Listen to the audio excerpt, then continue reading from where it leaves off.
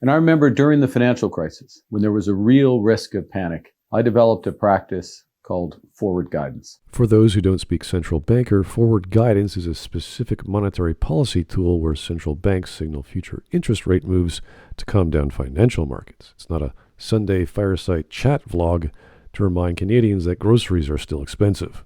He's using technical jargon to sound like the smartest guy in the room while fundamentally talking down to us.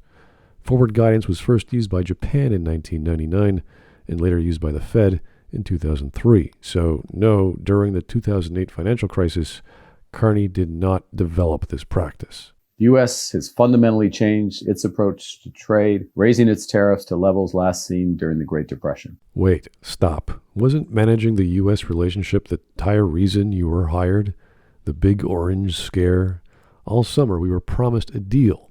When that failed, CUSMA was suddenly the best deal in the G7.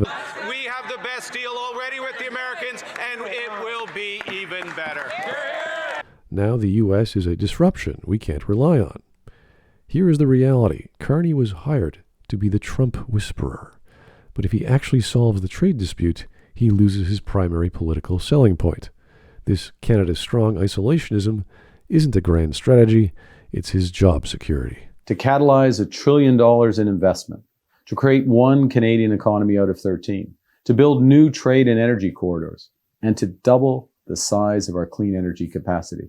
Energy corridors is Ottawa speak for pipelines. Liberals, the same party that killed Northern Gateway. If I win the honor of serving as Prime Minister, the Northern Gateway pipeline will not happen. Regulated energy east into the grave and passed the No More Pipelines Bill C-69. Do you plan to repeal Bill C-69? We do not plan to repeal Bill C-69. Are suddenly promising to build them. Don't worry, we're on the pipeline stuff. Danielle's on line one. Don't worry, it's going to happen. But, well, something's going to happen. Let's put it that way. In his entire time as PM, Carney has greenlit exactly 0 new oil and gas pipelines. He's bragging about signing global trade deals to make Canada an energy superpower while actively blocking the pipes needed to get the energy to the coast. He's selling a blueprint and demanding credit for the House. When I get into the office, I always look at this statue on my desk. One, that is not a statue, that is barely a figurine. And 2, what in Hasbro hell are you even talking about? It was given to me by Mike Myers just over a year ago. Wait, Mike Myers, Mr. Elbows Up, the actor who has lived and worked in the United States for the past 35 years, gave you a plastic toy to inspire your anti-American trade war. I also like to live dangerously. And this is General Isaac Brock. Brock was a hero who fought and gave his life for our forebears in the War of 1812. You cannot make this stuff up. He is currently failing to negotiate a $1 trillion trade dispute with the U.S., and his daily inspiration is a tiny plastic figurine of a British general famous for getting shot by an American sniper. Imagine the diplomacy here. Please lift the steel and lumber tariffs. By the way, my mascot died to your troops in 1812. He's substituting actual economic strategy with performative anti-American nationalism. It might play well for his base on YouTube, but it's horrific diplomacy. And you could bet the Americans are watching this. On housing, we're taking a solution from the past, modernizing it, and creating a new housing agency to build affordable homes faster and transform the housing sector in the process. It's already up and running. And though we have a ways to go yet, housing affordability is already improving. For example, asking rents across Canada at their lowest level in nearly 3 years. This has got to be some masterclass in taking credit for the weather. Like he's claiming his new Build Canada Homes agency is driving down rents. Okay, the reality check is the BCH hasn't built a single unit. Mortgage brokers will tell you exactly why rents are dropping, okay?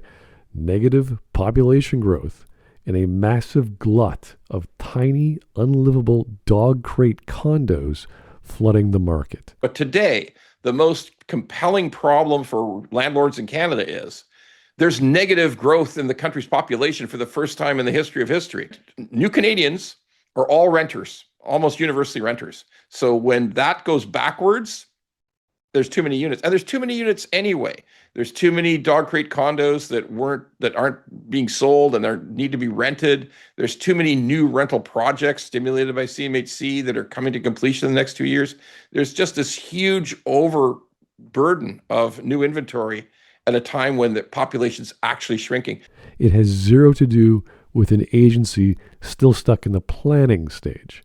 He campaigned on 500,000 homes, new homes, a year. But housing starts just declined again in March. He's selling you a blueprint and demanding a parade for a finished house. It's no secret that I never understood Build Canada Homes. I never understood why the agency was created. I don't understand how it's going to move forward to accomplish very much. Because in the end, we had existing bureaucracies who could do the same thing. We had Lands Canada, we had CMHC. CMHC runs splendid programs in those areas. The idea, and we have to also understand really clearly that there's absolutely no home that Build Canada Homes will develop that will ever be sold to a Canadian. This is social housing and purpose-built rentals.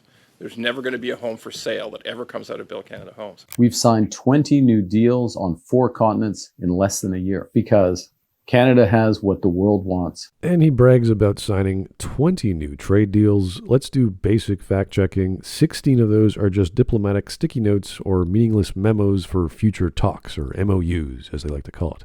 Only 4 are actually binding. And when you add up the total trade from those 4 deals, so there's China, India, Indonesia, and the UAE, they make up a grand total of around 5.3% of our trade. Meanwhile, the U.S. is still accounting for over 75% of our trade. You cannot replace a $1 trillion trading partner with an unratified Indonesian tariff agreement. He's inflating these numbers to distract from the massive reality that he completely failed his primary mandate, managing Donald Trump. We've embarked on an ambitious new mission to rebuild, rearm, and reinvest in the Canadian Armed Forces, with the single largest increase in defense investment in generations. As a result, recruitment to serve our country is already up 13%. This is the first time since the fall of the Berlin Wall that Canada will be spending what our allies expect and what we need for our defense. Well, he just tried to sell capitulation as patriotism. Let's be clear about why the Liberals suddenly found religion on defense spending. It has nothing to do with taking back control and everything to do with a U.S. shakedown. So last summer, Ambassador Pete Hoekstra explicitly told Carney, no 2% GDP on military spending for NATO, no trade deal. So Carney panics, pays the ransom, but here's the truly pathetic part. He paid the money, and the U.S. still slapped us with tariffs and ghosted the negotiations. He didn't secure our sovereignty. He caved to an ultimatum and got nothing for it. And let's not forget why the U.S. ghosted him. Carney let Ontario Premier Doug Ford run an ad taking Ronald Reagan out of context, which infuriated Trump and forced a humiliating apology. And all this happened while Canada was actively violating CUSMA with the digital services tax and tax on U.S. coffee and a bunch of others. Even today, we still restrict American alcohol sales. On day 1 in office, we canceled the consumer carbon tax. Okay, let's rewind the tape here. For years, the Liberals swore up and down that the consumer carbon tax actually made you richer through rebates. 8 out of 10 families across the country in federal backstop jurisdictions make more money with the Canada carbon rebate than it costs with the price on pollution. If that was true, then why did Carney cancel this on day 1? Did he want to cut our incomes? No, he canceled it to save his polling numbers and quietly replaced it with a massive industrial carbon tax. And guess who pays for that? You do. The cost gets passed right down the supply chain into the groceries and gas. Carbon Tax 2.0. He calls it the Clean Fuel Standard, Clean Fuel Regulations. According to the Parliamentary Budget Officer, it will add 17 cents a litre to your gas. What did the last carbon tax add to your gas? 17 cents a litre. He didn't eliminate the tax, he just hid it so you wouldn't know who to blame at the checkout. We cut taxes for 22 million middle-class Canadians, saving a two-income family up to $840 this year. Yes, up to. To get that max $840 in savings, you have to be a dual-income household making at least $57,000 each, pushing household income over $114,000. If not, you get a tiny fraction of that. A full-time minimum wage worker saves about $150 for the entire year. That's not a middle-class rescue plan. That barely covers a single tank of gas.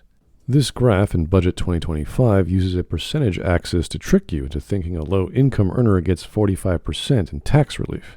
In reality, that's just $150. We've cut taxes for first-time homebuyers, saving them up to $50,000 on their first homes. This is the most ridiculous math of the entire speech. That $50,000 savings he's bragging about comes from the new GST rebate.